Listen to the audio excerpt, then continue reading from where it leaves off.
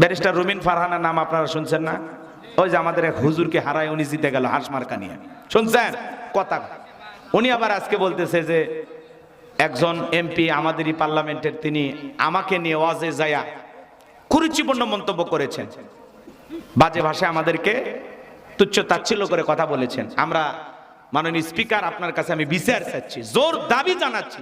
মুফতি আমির হামজা ভাই দেখছেন না, মামলা দিয়ে দিছে, আবার সমন জারি হয়ে গেছে, সিরাজগঞ্জে মামলা দিয়ে দিছে। উনি একটু বিদ্যুৎ মন্ত্রীকে নিয়ে একটু কথা বলছেন যে উনি ইসলাম বিদ্বেষী, এই কথা বলছেন। বাপ রে বাপ, সমালোচনা আজকে মানুষের যে সমালোচনা না, এটা হলো প্রতিবাদ। সত্যটাকে তুলে ধরতে হবে, কথা বোঝেন নাই? সত্য বলাটা আজকাল অপরাধ। ব্যারিস্টার রুমিন ফারহানার নাম আপনারা শুনছেন না? ওই যে আমাদের এক হুজুরকে হারায় উনি জিতে গেল হাঁস মার্কা নিয়ে, শুনছেন কথা?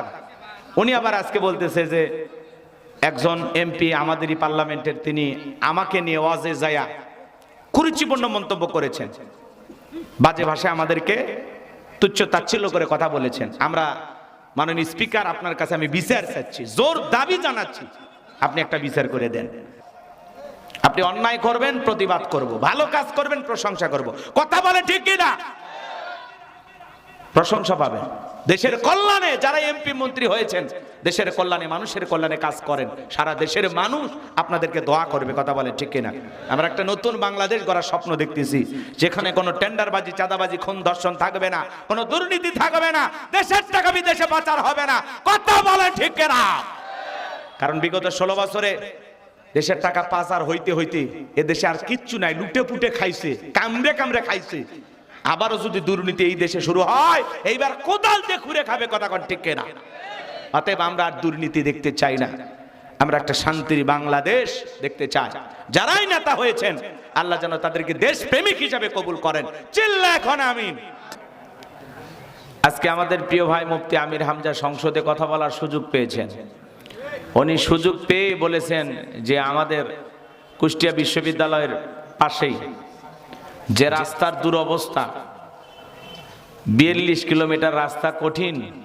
আমরা ওই পথে সফর করেছি। আসলে রাস্তা এত ভাঙা, গাড়ি যাওয়া খুব কঠিন, লক্ষ লক্ষ মানুষ চলাচল করে। প্রথমে উনি রাস্তার কাজের ব্যাপারে বলেছেন যে আমি জোর দাবি জানাচ্ছি আমাদের রাস্তাটা যেন হয়ে যায়, আর কুষ্টিয়াতে মেডিকেল কলেজের ব্যাপারে দাবি করলেন।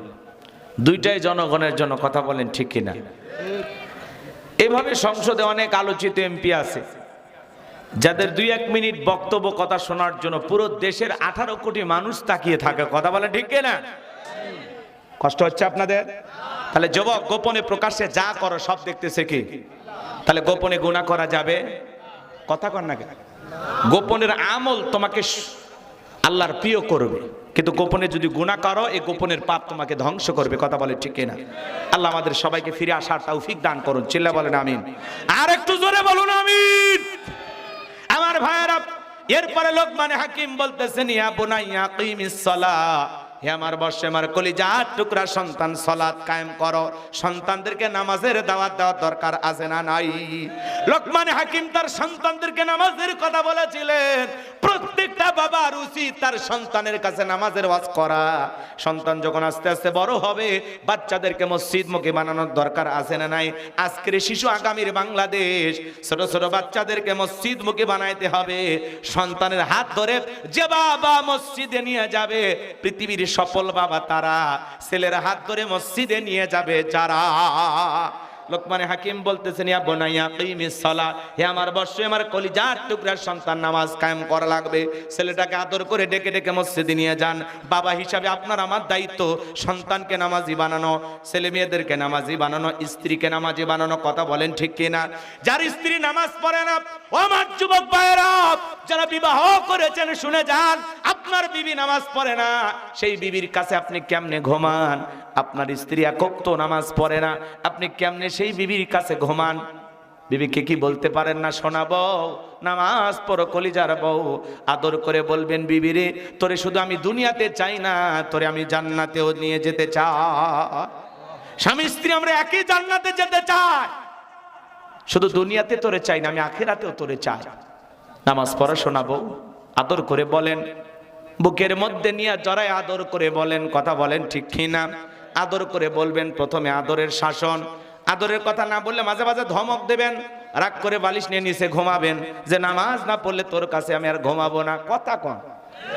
এরকম একটু দুষ্টুমি করবেন, এরপরে আবার রাগান্বিত একদিন হয় বলবেন, বেনামাজি বইয়ের হাতে রান্না খাবো না, নামাজ পড়লে খাবো, না হলে না খায় থাকবো, হোটেলে খাবো, প্রয়োজনে নামাজি বউ খুঁজবো। দেখেন ঠিক হয়ে যাবে। আচ্ছা হুমকি দিছে, আচ্ছা হুমকি দেওয়া লাগবে, শাসন করা লাগবে, কথা কন। ঠিক আছে। আপনি স্বামী আপনার স্ত্রী নামাজ পড়েন, এটা দুঃখের বিষয় না? আপনি বাবা আপনার ছেলে মেয়ে নামাজ পড়েন না, এটা দুঃখের বিষয় না? আপনার পরিবারের সবাই যদি নামাজি হয়, ভালো না খারাপ? ইয়া আইয়ুহাল্লাযীনা আমানু কু আনফুসাকুম ওয়া আহলিকুম নারা, সূরা তাহরিমের 6 নম্বর আয়াতে বলেন, হে ঈমানদারগণ, নিজেরাও জাহান্নামের আগুন থেকে বাঁচো, তোমার আহল পরিবার পরিজন যারা আছে তাদেরকে জাহান্নামের আগুন থেকে বাঁচানোর চেষ্টা করো। তাহলে পরিবারের সবাই যদি ছেলে মেয়ে স্ত্রী নামাজি হয়, আমার পরিবারটা সুন্দর হবে কিনা বলেন? কথা কয় না গো। নামাজ পড়বেন তো ইনশাআল্লাহ, সন্তানদেরকে নামাজি বানাবে তো ইনশাআল্লাহ। কারা কারা হাত তুলে দেখান, আল্লাহ সবাইকে নামাজি বানায় দেন, চিল্লা কোন আমিন। হাত নামান। এরপরে লোকমানে হাকিম তার সন্তানকে বলতেছেন, ও আমর বিল মারুফ, সৎ কাজের আদেশ দিবা, ভালো কাজের আদেশ দিবা, নিজেও ভালো কাজ করবা, মানুষকেও ভালোর দিকে আহ্বান করবা।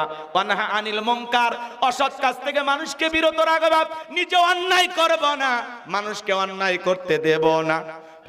কথা কয় না, কথা। নিজেও ভালো কাজ করব, মানুষকে ভালোর দিকে ডাকবো, নিজেও গুনাহ করব না, মানুষকে গুনাহ করতে দেব। প্রশংসা আদায় করলে আমাদের নিজেদের লাভ। কার লাভ? নিজের লাভ। আর প্রশংসা আদায় না করলে কার লস? আমাদের লস। প্রশংসা যত বেশি আদায় করবেন তত আল্লাহর প্রিয় হবেন, আর প্রশংসা আদায় করবেন না, আল্লাহর অকৃতজ্ঞ বান্দা হবেন, নাফরমান বান্দা হবেন, অবাধ্য গোলাম হবেন। ভালো করে বুঝবেন। কেন আল্লাহর প্রশংসা আদায় করবেন না? লোকমানে হাকিম প্রশংসা আদায় করিয়া আল্লাহ তাআলা তার সম্মান মর্যাদা বাড়িয়ে দিয়েছেন।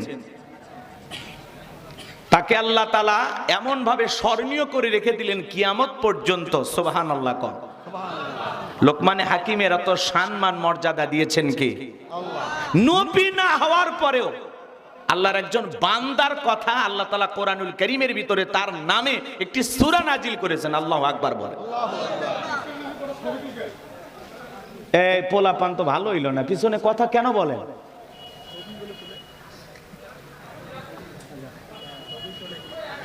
লাগবে না, আমি পাখা চাইছি, পাখা দিও না, এ যুগে পাখা চলে। সাইড থেকে একটা ফ্যান দিলে হয়।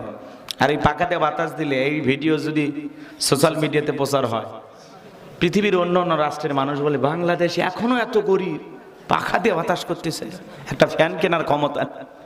বিপদ, দেশের সম্মান নষ্ট হবে, দরকার নেই পাখা। রাগ করতেছেন আমার কথা, কি বিরক্ত হয়েছেন? এ পোলাপান একটু শুরু করি, মজা পরে বুঝবা, আমার একটু শুরু করতে দেন। যুবকদের আলোচনা হবে, মা বোনদের আলোচনা হবে, কথা বলেন ঠিক কিনা? আজকে যুবকদেরকে সাইজ করে যাওয়া লাগবে, কথা কন। একটু সুযোগ দেন, আমারে কথা বলার সুযোগ দেন। তাহলে বলেন, প্রশংসা আদায় করলে কার লাভ? আমাদের লাভ। প্রশংসা আদায় না করলে কার লস? এখন কথা হলো, কেন আল্লাহর প্রশংসা আদায় করবেন না? যে আল্লাহ পা থেকে মাথা পর্যন্ত কোটি কোটি টাকার নিয়ামত দিয়েছেন, এত সুন্দর করে যত্ন করে যে আল্লাহ তাআলা সৃষ্টি করেছেন, কথা কয় না? আপনাকে আমাকে এত সুন্দর করে সৃষ্টি করেছেন, তিনি কে? কি সুন্দর দুইটা পা দিয়েছেন, কি সুন্দর দুইটা হাত দিয়েছেন, কি সুন্দর বলার শক্তি দিয়েছেন, দেখার সৌভাগ্য দিয়েছেন, কান দিয়ে শ্রবণ করার ক্ষমতা দিয়েছেন, আকল জ্ঞান আল্লাহ তাআলা দিয়েছেন। যে আল্লাহ নিপুণ ভাবে নিখুঁত ভাবে আপনাকে আমাকে সৃষ্টি করেছেন, বলুন তো সে আল্লাহর প্রশংসা আদায় করার দরকার আছে না নাই?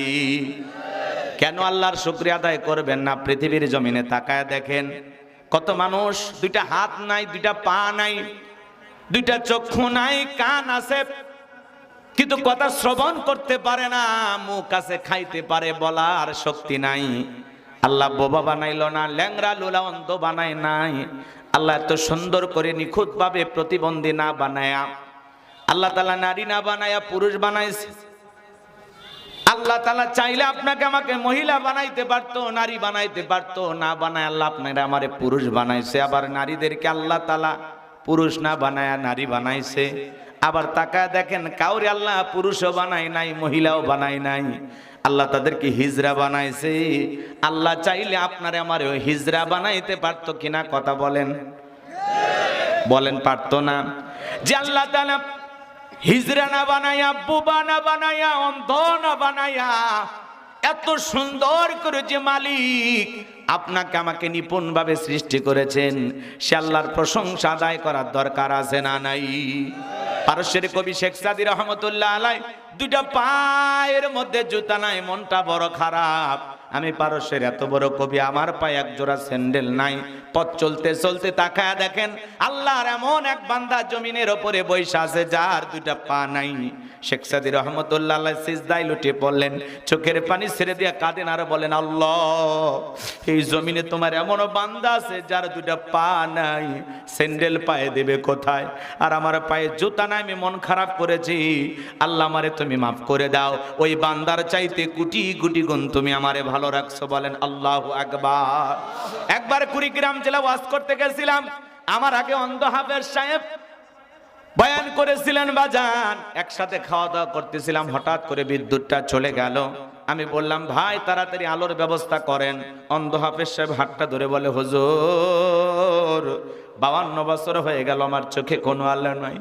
ও হুজুর, মা দেখতে কেমন আমি জানি না, আমার বাবা দেখতে কেমন আমি জানি না, বড় হয়ে পিতামাতা বিবাহের ব্যবস্থা করেছেন, আমার স্ত্রী দেখতে কেমন আমি জানি না, আল্লাহ তাআলা অনেকগুলো সন্তান আমাকে দিয়েছেন, ছেলেগুলোর চেহারা কেমন আমি জানি না, মেয়েদের চেহারা কেমন আমি জানি না।